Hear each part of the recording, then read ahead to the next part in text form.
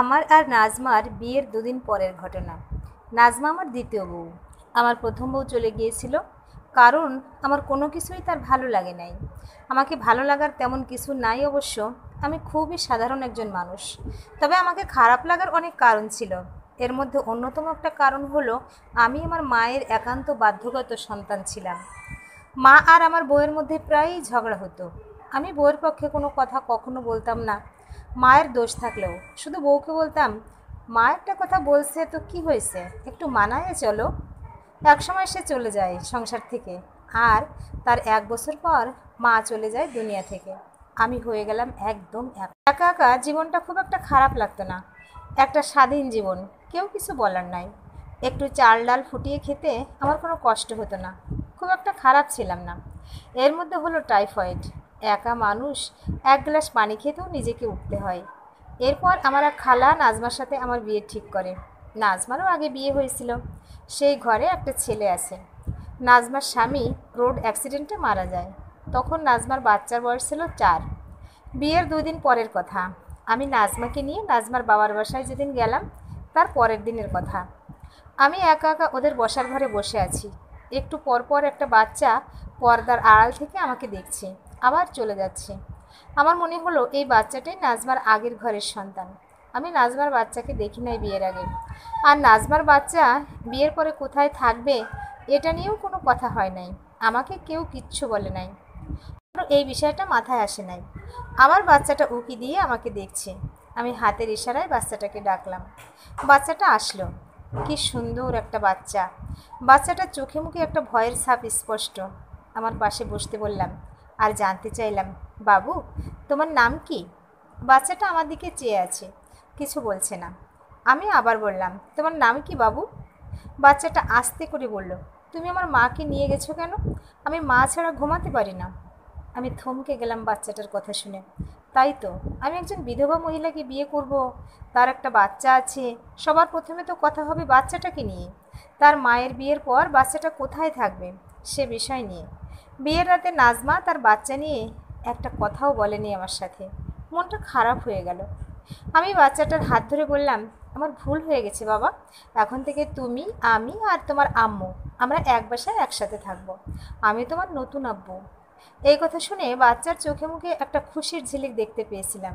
তখনই সিদ্ধান্ত নিয়েছিলাম, নাজমার সাথে আমার পারিবারিক জীবন সুখের বা দুঃখের যাই হোক, এই বাচ্চাটা আমার কাছ থেকে কোনো কষ্ট কখনো পাবে না। ওকে আমি আগলে রাখবো আমার সন্তান হিসেবে। তার একদিন পরে নাজমা আর তার ছেলে নিলয়কে নিয়ে আমরা আমাদের বাসায় চলে আসলাম। অবাক ব্যাপার, নাজমার চাইতে নিলয়ের সাথে আমার বেশি খাতির হয়ে গেল। আমাদের মধ্যে দুদিনেই এমন একটা সহজ সম্পর্ক হয়ে গেল যে বাচ্চাটা সারাক্ষণ আমার কোল ছুঁয়ে থাকতে চায়। আমাদের সংসার হয়ে গেল ছেলেকে কেন্দ্র করে। আমার হঠাৎ হঠাৎ মনে হলো, নিলয় ছিল আমারই সন্তান, ও হারিয়ে গিয়েছিল, এখন আবার ফিরে পেয়েছি। না, এই সুখ আমার জীবনে স্থায়ী হয়নি। নিলয় আমাদের জীবন থেকে হারিয়ে যায় এবং আমি বুঝতে পারি মায়া মমতার কোনো মূল্য নাই সংসারে। এখানে রক্তের সম্পর্ক বড়, আত্মার সম্পর্ক কিছু না। বিয়ের 2 বছর পরের ঘটনা। আমাদের পরিবারে নতুন সদস্য এসেছে, নিলয়ের একটা বোন হয়েছে। আমি মেয়ের নাম রাখলাম নিপা। আমি ছোটোখাটো একটা কাপড়ের দোকান চালাই। আমাদের সংসারে প্রাচুর্য নাই, আমার কোনো অভাবও নাই। হঠাৎ একদিন আমার বাসার সামনে একটা বড় গাড়ি এসে দাঁড়ালো। সেখান থেকে এক ভদ্রলোক নামলো এবং আমাকেই বলল, আপনি রহমান সাহেব?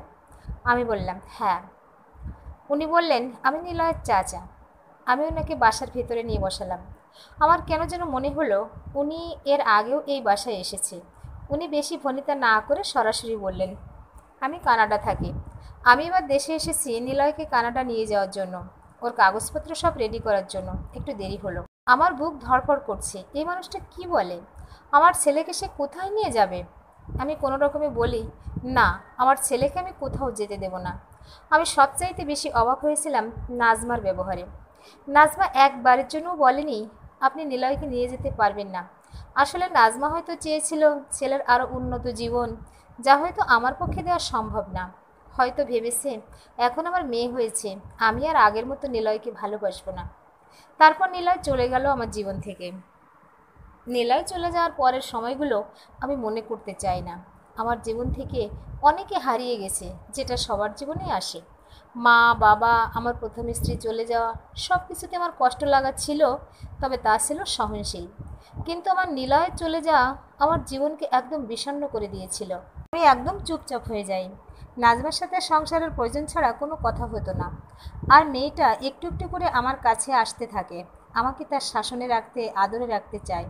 কিন্তু আমার শূন্যতা কাটে না। আমার জীবনে নিলয় ছিল আমার কাছে অন্যরকম পাওয়া। আমার মনে হতো এই বাচ্চাটা শুধু আমার জন্য আল্লাহ তাআলা দুনিয়াতে পাঠিয়েছেন।